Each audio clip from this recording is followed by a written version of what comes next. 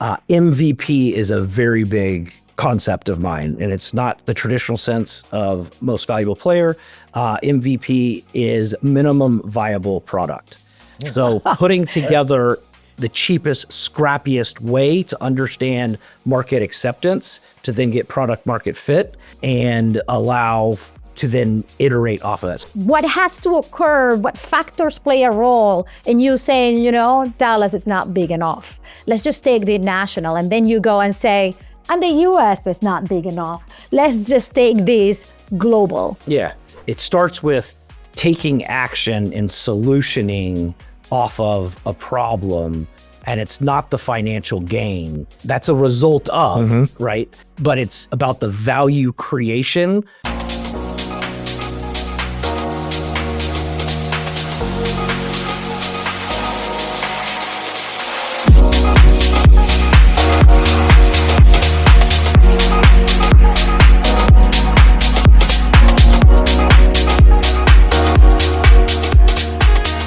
Hello, and welcome back to the C-Suite Power Plays. I'm Ruth Villalonga, and this is... I'm JC Gonzalez. Really excited to be here with you today.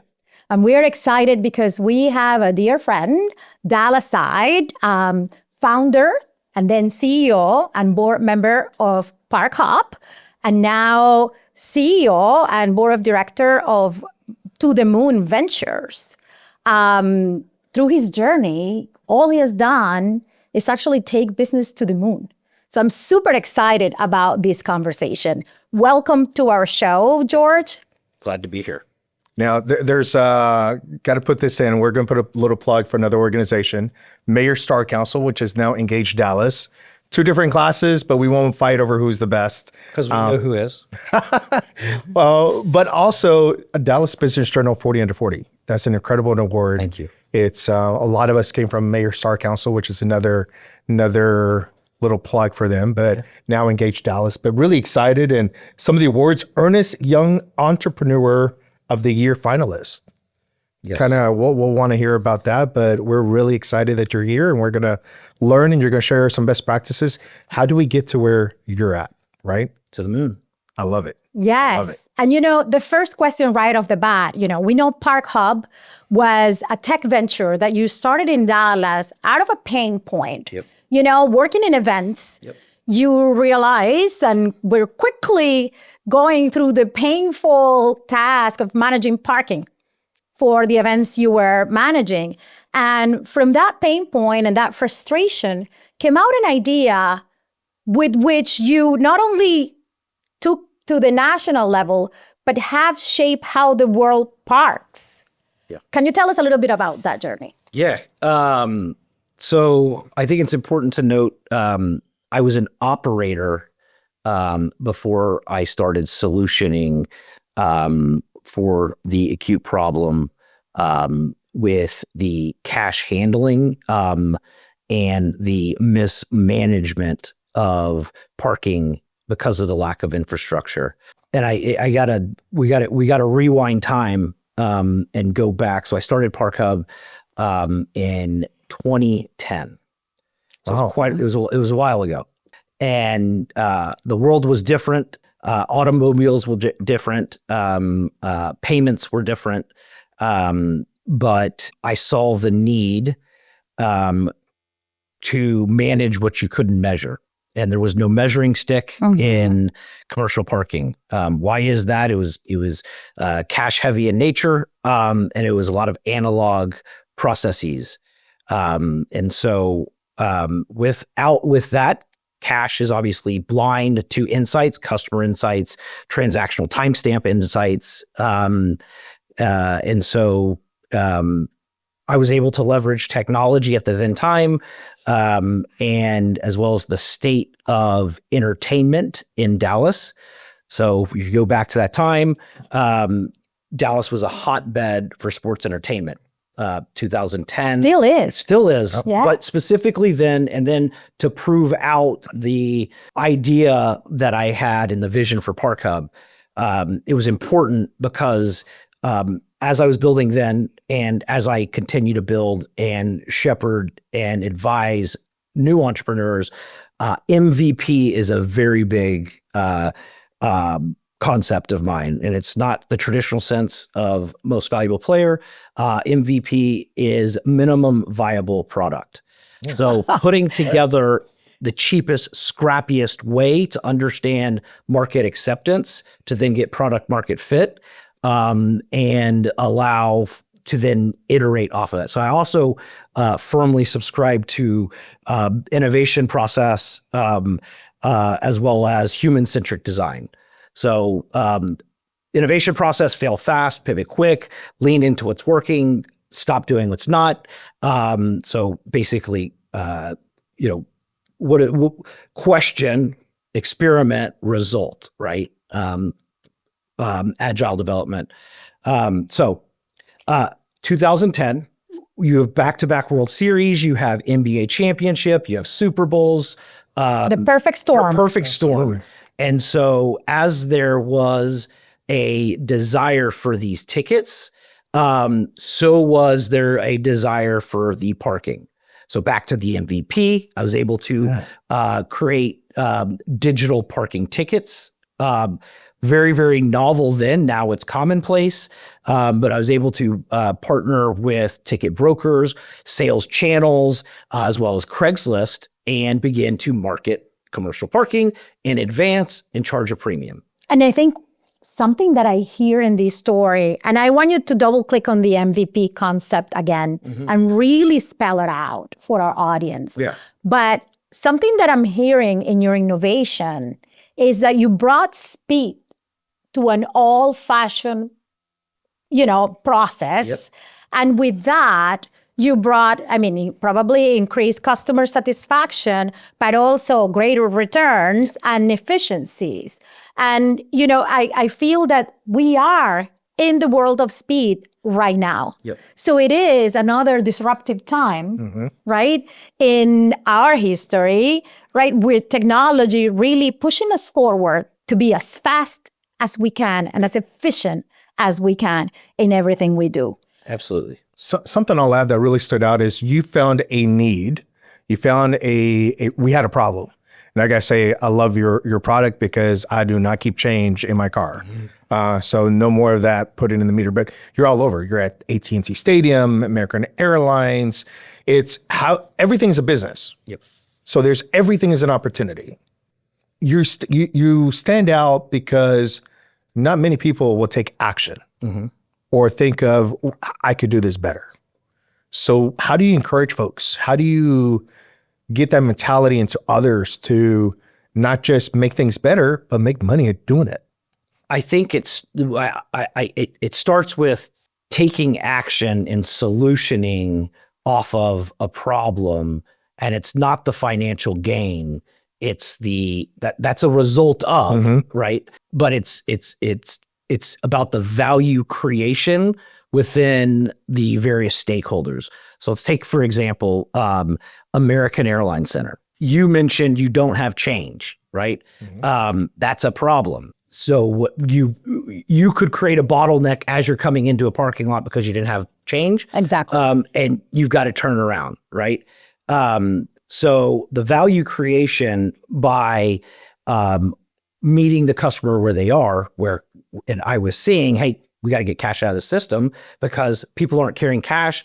And not only the cash that is coming in the system, there's leakage, right? Not only is there leakage, and if the cash is coming in, I have no understanding when you came in as a vehicle from the velocity standpoint, right?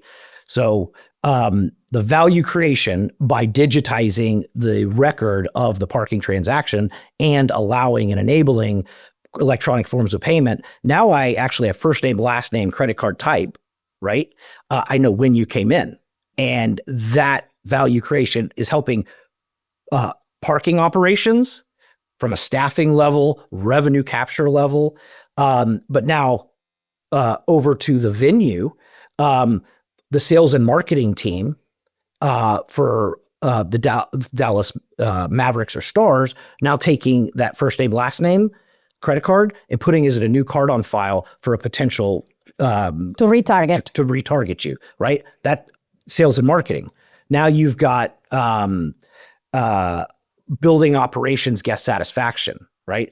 Because you now entered and you didn't have to get turned away, and the car behind you didn't have to wait, the car behind you didn't have to wait, you actually entered the parking lot faster. So cash transaction takes about 23 seconds, electronic form of payment, 3 to 5 seconds. So velocity goes in faster. You park sooner, you're in the venue sooner, and you see this in the guest satisfaction scores. Yes. So the guest experience increases. Also interesting, because you are happier and you're in the venue sooner, you might not have missed that opportunity to buy 2 beers and a hot dog. Spend more money. Or spending more money, right? So again, it's the value creation of just something as minor as taking payment in the parking lot and all of the ancillary cascading affection points that you can then create more value.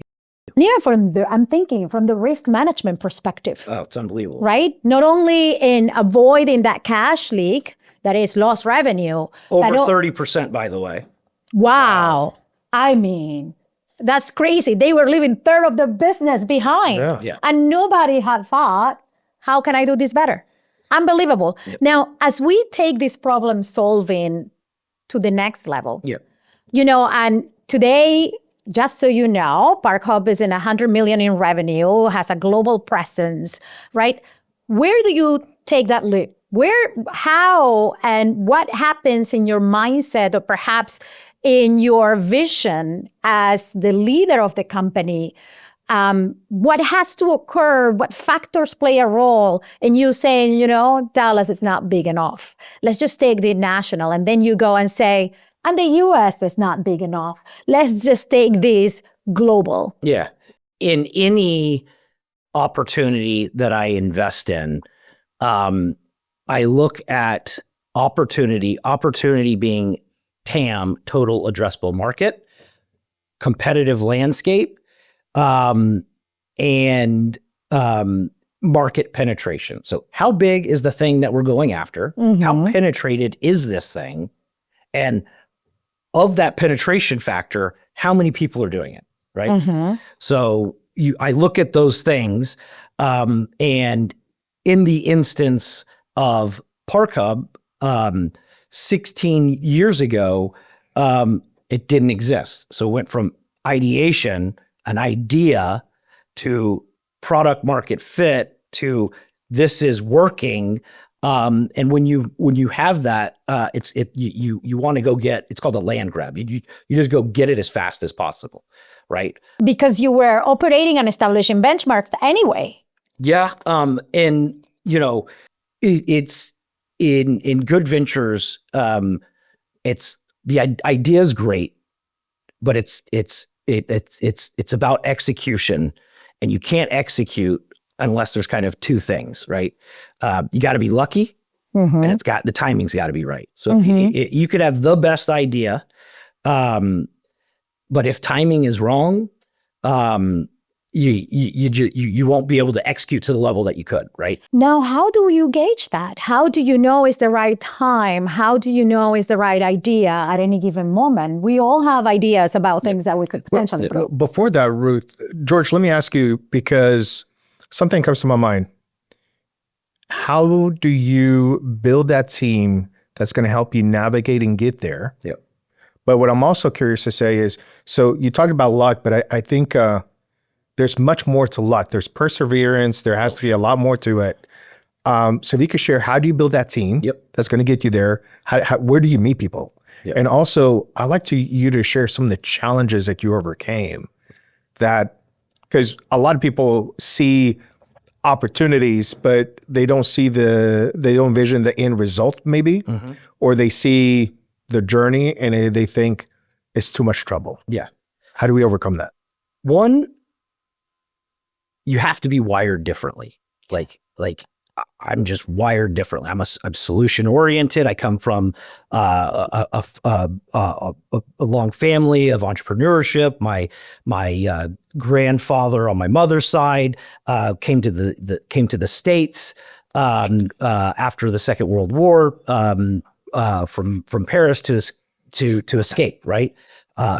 he was a chef in a restaurant and started his own restaurant, right? Then I saw the same thing with my father and my mother. So eat what you kill mentality or entrepreneurship was just it's wired in me, and you will find that pattern recognition in most successful entrepreneurs. They've got grit, right? They've got perseverance, and they've got determination.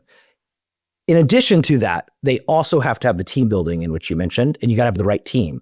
And the recipe in which I use for that, I subscribe to EOS, which is the Entrepreneurial's Operating System.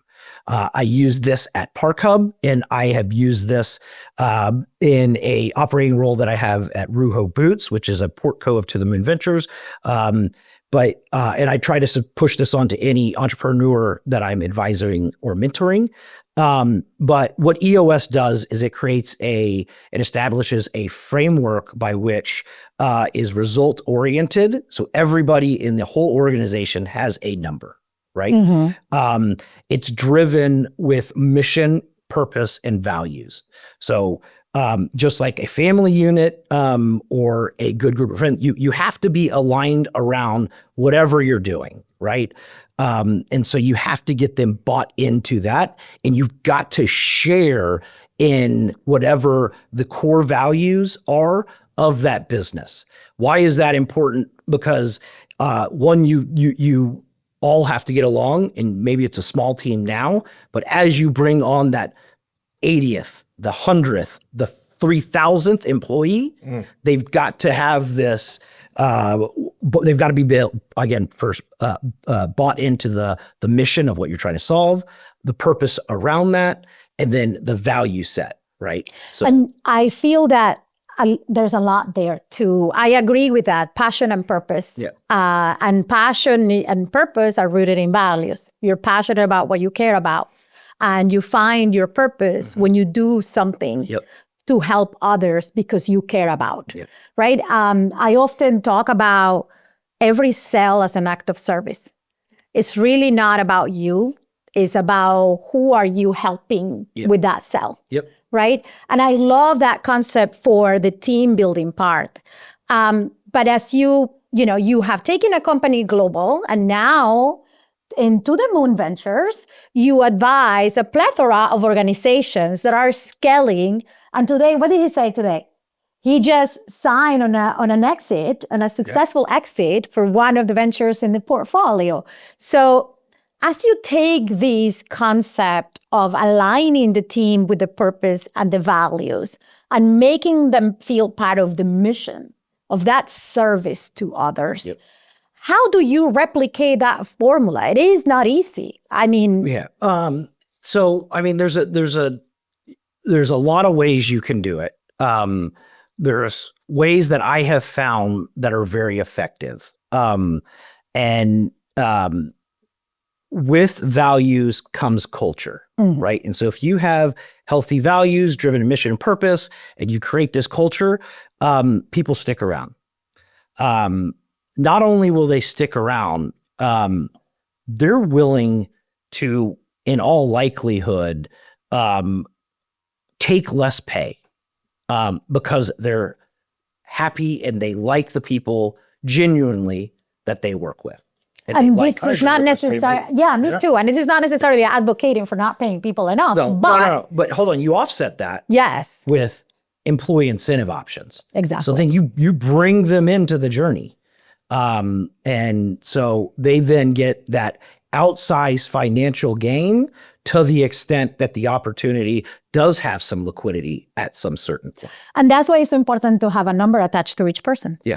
Because then that's how you measure their success and are able to reward it accordingly. Well, I mean, it's a winning formula. So every quarter we have, with the system, you every quarter you have employee reviews, right? Part of the employee reviews, you weight the employee on the set of values, right? 3 to 5, 8, whatever they are. And then it's, do they get their role? Do they want their role? And do they have the capacity for their role, right? And if they get their role, but don't want it, you got to get it out fast. Remember the fail fast, pivot quick. You get it out of the organization, because what can happen is it can be toxic, just like a disease or cancer. It sits there and it spreads over time, and they bring down other employees, which then affects productivity. So you try to eradicate that as quickly as possible, thereby keeping a good core of employees. So it's just proper hygiene, right? So. I'm glad you bring that up. I'm full of questions. And I'm glad that I don't have to have a pen, because I could go back and listen to this podcast again. A couple of things. We mentioned around exiting an organization, acquiring and exiting. Yep. Not many entrepreneurs get that. They think, I'm gonna start a business, I'm gonna keep on going forever. Yep. I talk to business owners and I ask them, I said, okay, what's your succession plan? What do you mean? Oh, my kid's gonna take over. Children doesn't want it. I know the children, they're doing their own thing. So my question is more around, what advice do you give? What should people prepare for? Yeah. And then the other part I run into also, where I hear this employee's not doing well. I was listening to one of my clients say, oh, the person's always late. Well, when do you draw the line? And his response was, I just don't have time to hire someone else. I'd rather have a body. And I'm thinking, what is that doing to the culture? What does that do to everybody else who does show up on time?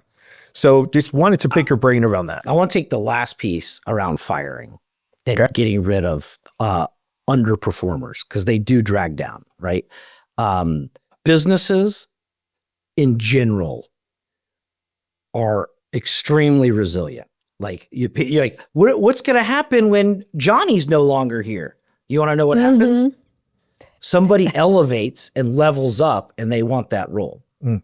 So you don't have to worry about the hiring, because if you've got an organization that's driven around mission, purpose, vision, and they're bought into the culture, and they're incentivized with equity, they don't want it to fail. They're actually really happy that you let Johnny go. They won't tell you that till Johnny's gone. I'm serious. Yeah, because they're part of the success. Yeah. So get them out as fast as possible. Your piece on the front end around preparing, start early, because a buyer of any business, they don't care about the story in which you are telling them.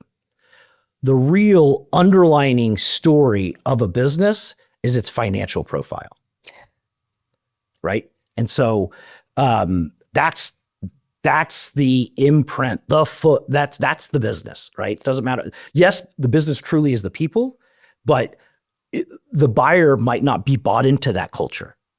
They might not, they're looking at it purely by a financial lens. And if you're doing any M&A roll up or strike, that's all you do, right? So prepare early. And prepare early, meaning get your financials in order. Make sure you got the right margin profile, or your cost accounting is correct. Whatever you need to do for whatever business line that you're in, go polish, exercise the financials. Ruth, I'm jumping up and down inside. He brought up numbers. Yeah. I'm excited about numbers. So now we're into hold on. This is also very, very important. You're into the transaction, right? You want to sell your business. It is very emotional, both professionally and personally, selling a business. You've sold a home or bought a home or bought a car. Like, you're like, God, there's so many memories in that car or the house or whatever. It's very emotional, right? But it's all ultimately about finance, right? That's why you've good or bad why you're selling something. So I always advise, as you're going into a transaction, to write on a piece of paper what success looks like and what do you want? What is a good outcome? Could be a number, could be independence, could be whatever it wants. Fold it up, put it in an envelope, because the negotiation along that track is like this. And they're oh, we're gonna give you more money. I really don't want money, right? Because you're gonna think, what if I have in there? I want to spend time with my family, right? Like, oh, we want you to keep working. We're gonna pay you more. Like, so you need to know, you got to have your North Star, because as you move through the discussions, and it could be 90 days, could be years, like things change. So know what success looks like. Sorry. I love it. Wow. No, this is incredible. I want to spend here the whole afternoon. Well, I think we're going to have to do a part 2 on this podcast. I think so, too. Because it's We can incredible do this. information. Yeah. So you brought up numbers. Yep. I'm all about numbers. Okay. So many clients, when we look at tax returns, I'm trying to figure out, okay, where's the money? Because I know you make money, but the tax returns don't show it. But my question is more around, tell me about the relationship you have with your bank and who are part of those best friends of your network. Yeah. As many know, this is underwritten by Wells Fargo, and the best practices doesn't matter where you bank at. We're going to provide some tips and things because the main goal is, how do we help people, these organizations scale? But I'm curious about your relationship with your bank and So banking relationships are probably the most important outside of legal services, in my opinion. And I would also say, with both these service advisors, brutal honesty is necessary, because you get into potential high whatever financials, like again, the financial profile of the business, it's black and white, right? So Numbers don't lie. Numbers don't lie. And so as you're going from small, maybe an SBA loan, or going out and getting some larger debt, or introductions to some investors or growth equity or private equity, the banking relationship is kind of the nucleus of all of those things. And they're terminal, kind of for the duration of a business. Like you have to have it. So This is music to his ears. Oh, I love I it. know that. And, it is key, because it's not just about access to capital. It is also it is about access to Well, it is, yeah, but it's also about and then what flavor of capital, where you are in that journey. Right? that's what I mean. It's not just the plain access to capital that people think there's only one way. Yeah. It's about the many flavors they bring over, and the many options that you have that allow you to sort of take different directions in your vision for your business. And, going back to mergers and acquisitions, I feel that is an important point to touch, because I know even clients who toy with the idea, but are yet not sure how do they calibrate when that's the right move. Or who represents the right merger, who is the right acquiring, entity or partner. And it is not just only about the trauma of, the emotional detachment of this baby, but it's also about when is the right time, and when do I have to say, you know what, in order to take this to the next level, I got to top out. So the right time, market conditions, kind of macro global economy, kind of as a large piece of like when to necessarily exit a business or not, right?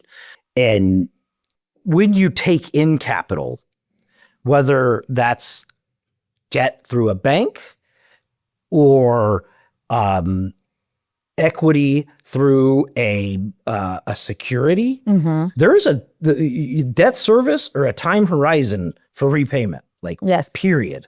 So you have to constantly be balancing that with growth, with the market conditions, right?